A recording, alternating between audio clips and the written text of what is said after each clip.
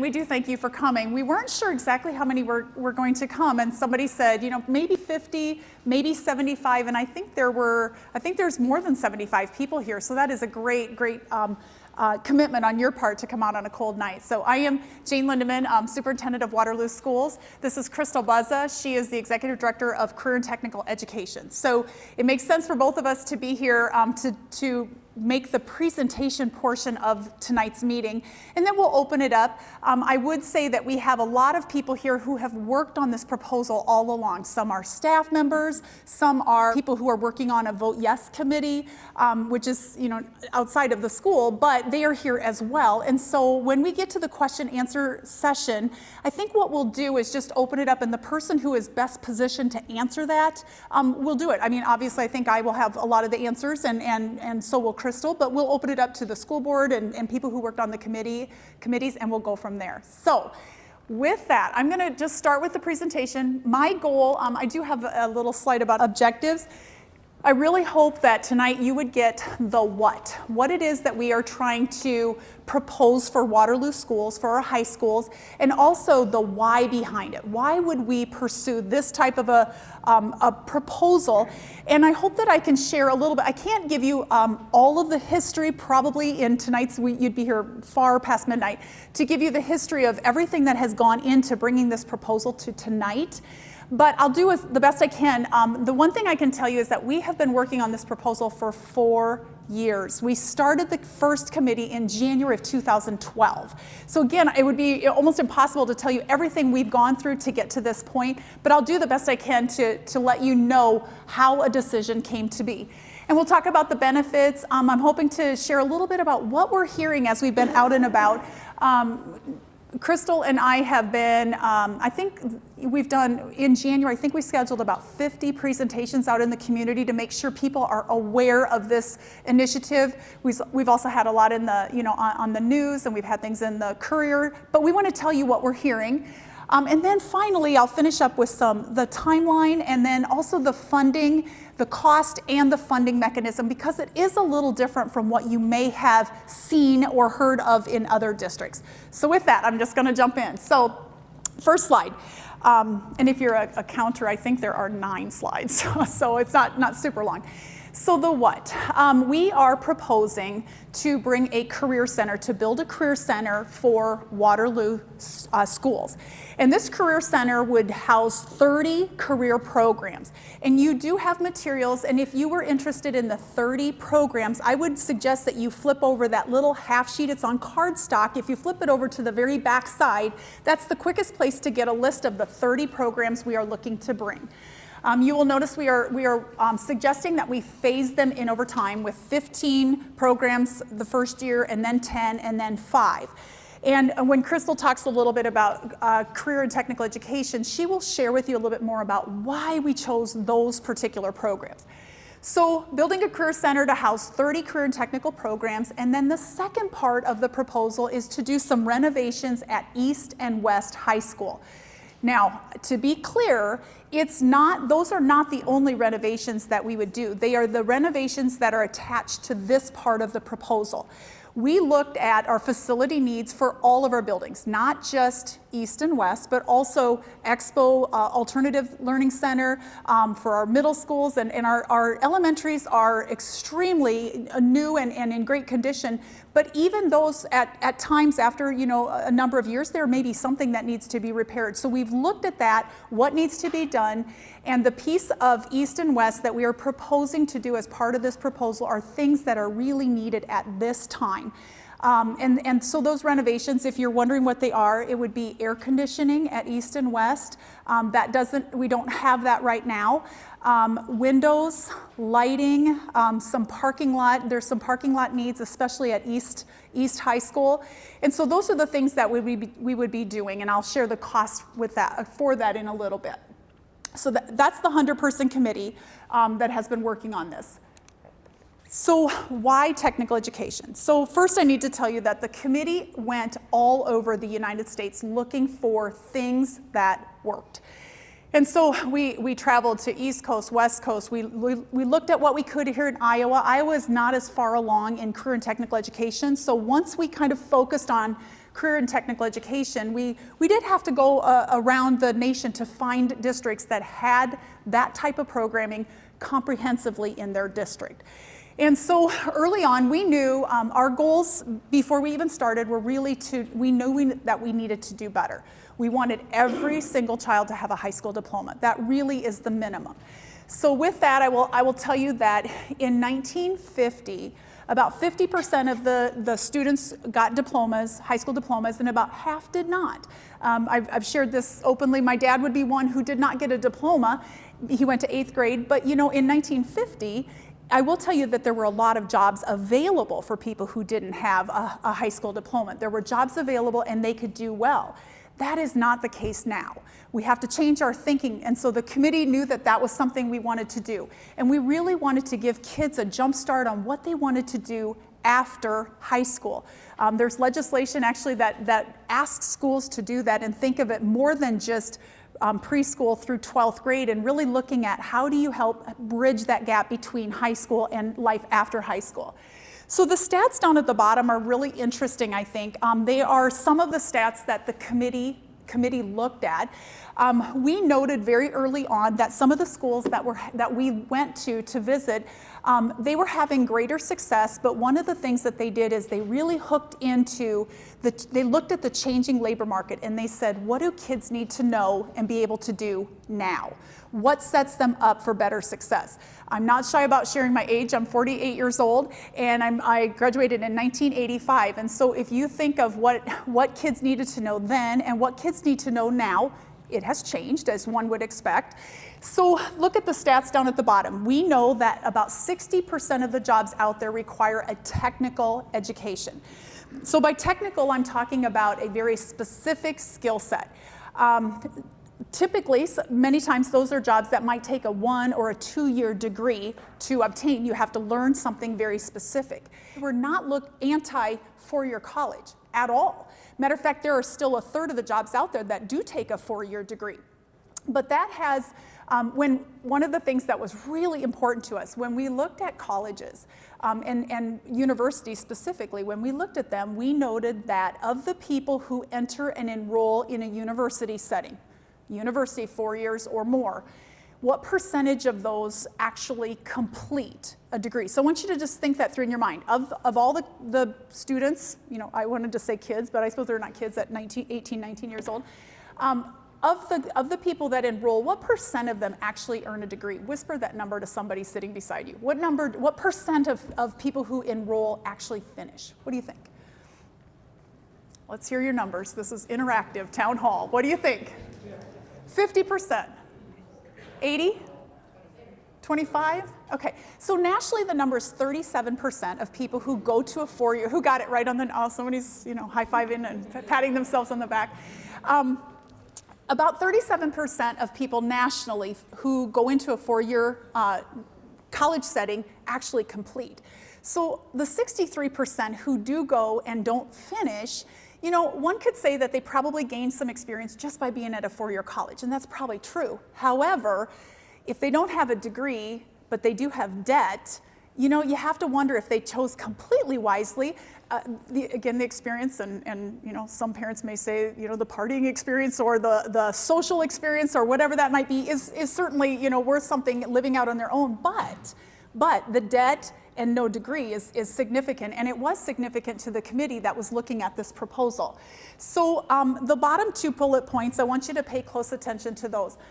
2 of the things that we have been looking at not only as staff, but also as this committee, is really looking and tracking our graduation rate, looking at our number of dropouts. We don't have enough students that are graduating, and we have too many students who are dropping out. So the numbers that I would share with you that I want you to kind of just ponder in your mind. Right now, our graduation rate in Waterloo is 75%, give or take, in 4 years. We do snag a few kids who stick with us a 5th year and a 6th year, and we applaud that. We really do. However, I would tell you that the state compares 4-year graduation rates, and the reason they do that is every year that kids don't graduate, they become less likely to graduate. So when their kids, the rest of their friends and their cohort goes on and they don't, they do, you know, they are less likely to finish. Dropout rate, let me talk about that for a minute. Right now in Waterloo, every single year we are losing between 150 to 200 students to drop out. We know that we need to do better. So this proposal really is about helping kids stay in school, and those who are already staying in school, helping them get a jump start and knowing a little bit more about what they want to do after high school and ensuring that they would be successful after they leave. So I'm going to turn it over to Crystal. If you're wondering in your mind, so what would this Career Center look like? If I walked into this Career Center, what would I see? And what are the programs that we're bringing? So I'm going to turn it over to her and let her kind of describe that. So really the idea behind a Career Center is career and technical education is supposed to model all aspects of industry. And so it wouldn't be a typical classroom. You know, classroom space would be a portion of what they would need, but really the important part is the lab space that students have. So if I'm in the automotive area, I'm going to walk in and you're going to see a service counter where I might check in my keys or I'm checking parts in and out, because the students need to understand that, how that all fits into their programming. If I'm in the culinary arts program, we certainly would love to have a restaurant. We want to interface with the community. We'd love to be a place for the community to come and for our students to learn how to, one, do some event management, help plan a menu for their constituent base, and then to also figure out their cost as well. This is some video that we had taken when we were in Delaware to just really show it doesn't look like a typical classroom. Each area, each program should model exactly what it looks like in industry. And that's one thing that's very important to us, that we would really be working with industry, not only to make sure our curriculum's right, also with our community college partner to make sure our curriculum's right, but we need to make sure the lab space is right. We need to make sure it looks right. Right now at East High School and at West, if you just look at our industrial tech area, we share that space with 3 different programs. Construction is in this small little corner, and then just a few steps later is where our manufacturing is. And to really do it right, we need to have more space. We need to be able to build mini homes that we can have out in the community, and so that's really how it would look. Career technical education is another way for students to get college and high school credit, and really that is really a big goal of ours. It's not just helping kids understand careers, but it's helping set them on the right path, so when they're ready to graduate, that they just might have a few more months or another year to go before they earn their diploma. And maybe they might go on to UNI as well. That's just as important, that whether they go off to Hawkeye to finish their 2-year or another community college, or go to UNI, we want them to be able to do that. And so the big thing is just that students have a sense of pride when they walk in, and they know the space is different, because this is their work. Their work is to be a student, but their work is to learn this career as well. And one other thing that we had talked about is that career and technical education truly is a gateway to all careers. When we were down in Des Moines, which also has a center very similar to what we are modeling after, we started asking the students, hey, what do you want to do after high school? And some of them in the construction technology said, I'm going to go and I'm going to start working on houses or help my uncle. Other students said, I'm going to go to DMAC and I'm going to finish my degree because I want to have a middle management job. Other students said, I'm going to go to Iowa State because I want to be a construction manager, or maybe I want to be an architect, or I want to do something in construction engineering. So of all those students who were getting that same content, they all had a different reason of why they were doing it. It just helped them understand it a little bit better and have a little better conception of what it is that they're learning and how that would relate to where they want to be in the end. For programming wise, I'll just quick mention this.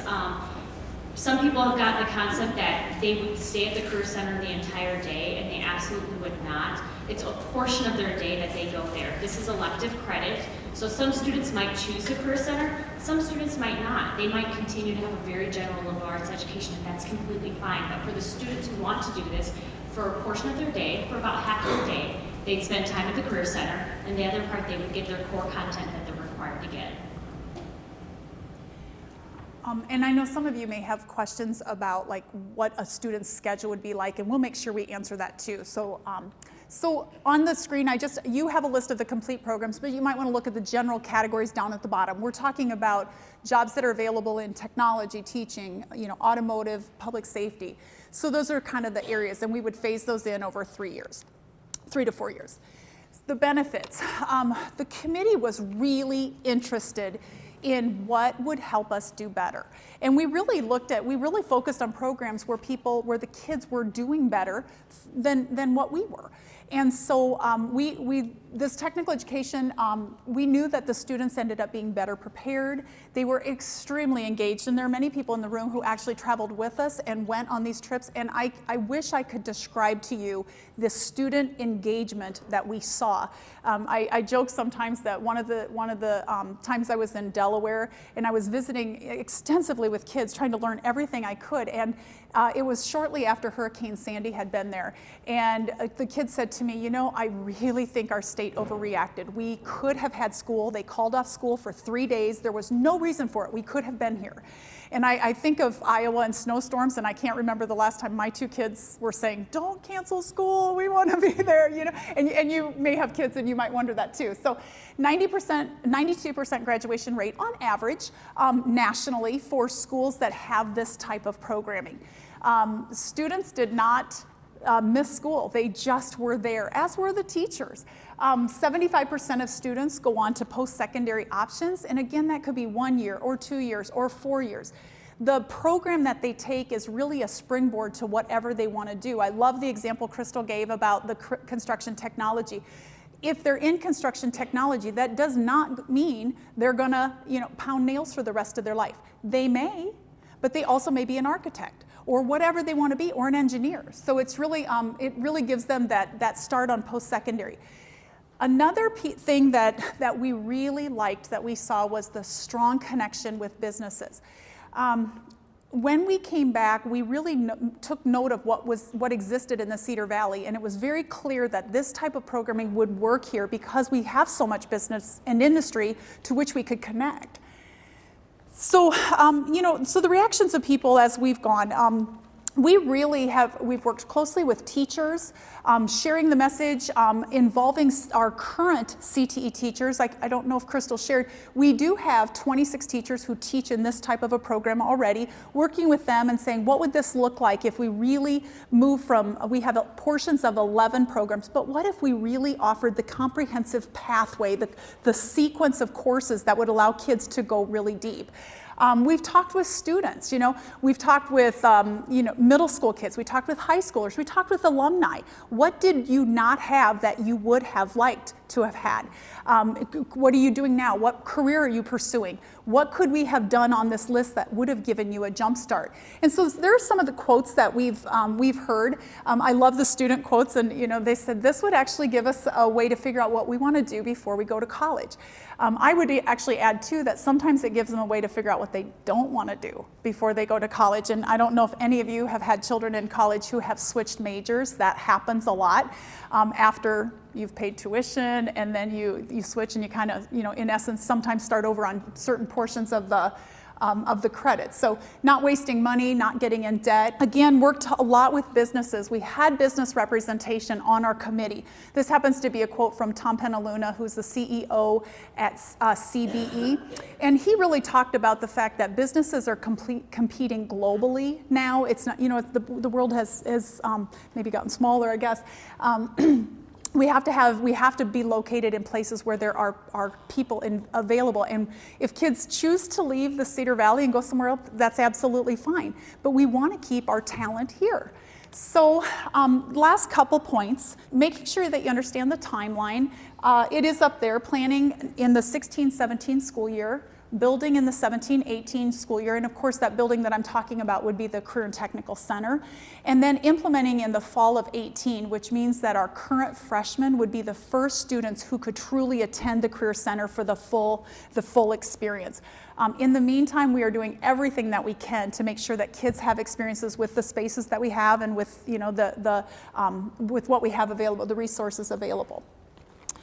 And I would add too that the renovations at East and West would be a little bit different timeline, because that you're here because that we have a bond vote, a bond referendum coming up on February 2nd. So if that is successful, then what we would do at the East and West is we would get ready we would do everything that we can as early as this summer to get started on that timeline. But the Career Technical Center is that's the timeline for that. So the funding piece of it. after extensive work, the law actually requires us to work with an architect, which is important because you get a much more specific cost of what you're talking about. So the total project cost is $47 million, and you can see the breakdown on there. $35 million of it would be to build the Career Center, $6 million to start the renovations at East, $6 million to start the renovations at West. But there is a commitment to use $8 million of income, sales tax money, the 1 cent money, which is sometimes, which is called SAVE, S-A-V-E. So the committee that worked on this really had a couple of overarching goals, I think I would say. So they really wanted to do everything that we could for kids to give them options to be successful and to experience success and to go on to college and to graduate from high school. But they also wanted to come up with something that was supported by our community. And so we actually had a definition that we used throughout the last 1 year is the best plan is one that takes us as far as we can for students, but is supported by the community because you're a part of that picture. So one of the pieces that needed to be supported was really we needed input on the funding structure that we were going to use. And this, what I'm sharing with you, is really what came out of many, many, many conversations with people like you and me. We had, over the course of the 4 years, although it's interesting because I'll still run into somebody that'll say, I've not heard one thing about this. We've been at this for a while. We've had town hall meetings. We had town hall meetings in November of 13. We had some in 14. We've done, I think, 30 some focus groups. The committee has gone out and informally surveyed people. We actually did a scientific study of 400 people cold called just to see, what our public was saying because we wanted to be well informed. One of the things that we found out was this. We had heard that people were seeking something different on the funding structure to pay for this proposal. And so what I'm showing right now is a black bar, kind of a bar graph, and the dotted line shows the current tax rate. So for Waterloo, that is $15.62. So most bond proposals look like this, and the red box on the top is really the portion that is added to your current property tax to fund the proposal that you have in front of you. This is really typically used. I would say, I don't know the percent, but it's really high. 90 to 95% of bonds look like this. There's a reason for that. Cedar Falls has looked like this. Here's what they have as the tax rate, and here's what would be on top. Denver, there were several other bond issues around the area. There's a reason that most districts have that. And the reason is because the law says that bonds have to be repaid through property tax. That's law. It has to be on a guaranteed income, and property's not going anywhere, and so that is a guaranteed revenue.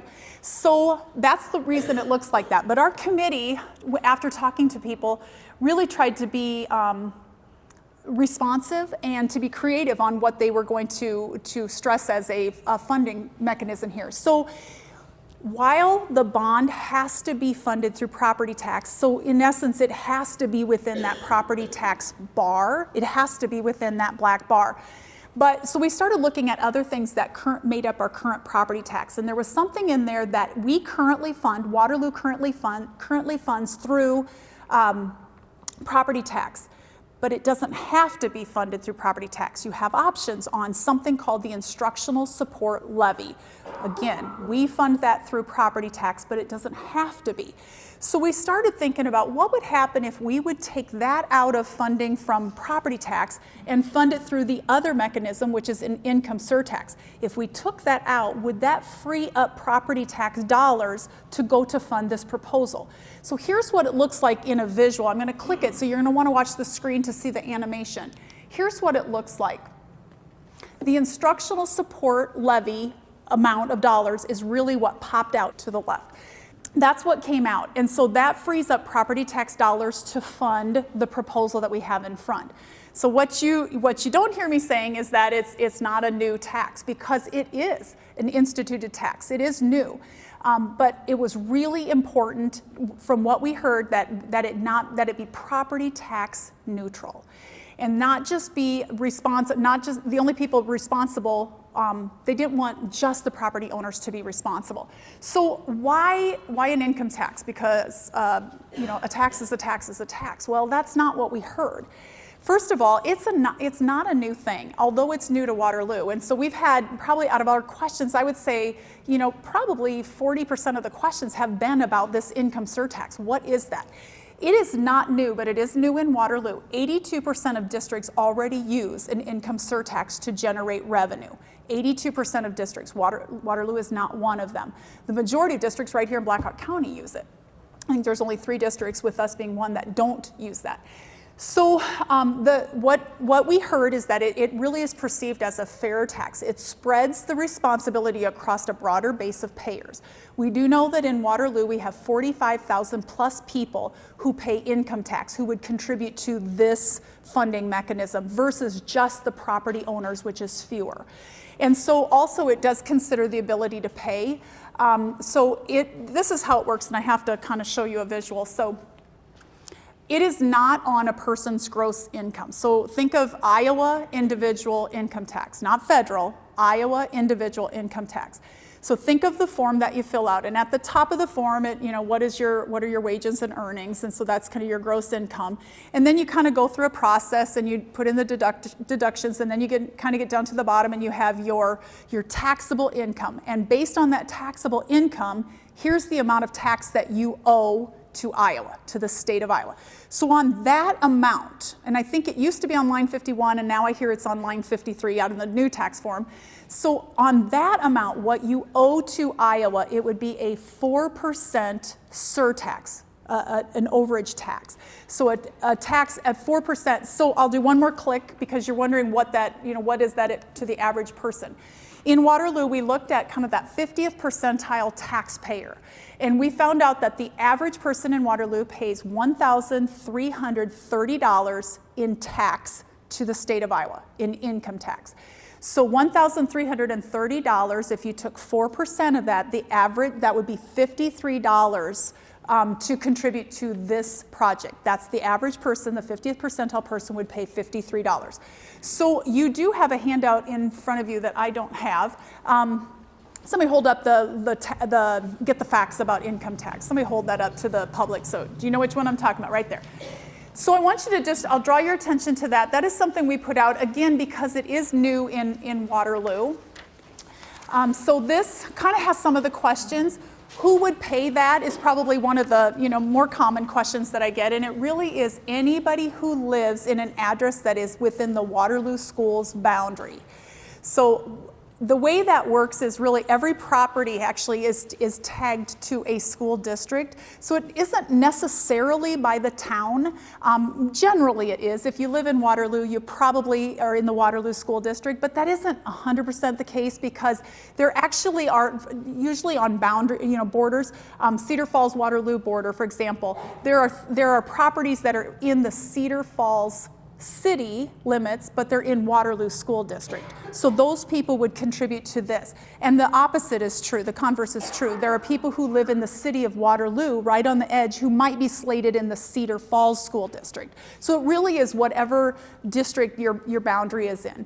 And so, and then another question I want to, what would be the duration? For how long would this offsetting thing have to happen? It is a 20-year bond, so the offsetting would happen for the duration of that bond, so 20 years. So this hopefully is helpful to you. It really was the questions that people like you asked us, and so we put this together to try to be as transparent as possible. That's been important to us all along.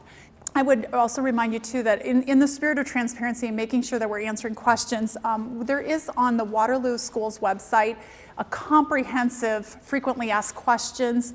There's other resources available, operating costs, there's other videos of what CTE look like. So if you please do that tomorrow, go to the Waterloo Schools website, take a peek at that. If you don't have internet, go to the library and take a look at that. There is so much information there, and I think it's really important. I mean, you're here because you want to be informed, so make sure you check that out as well.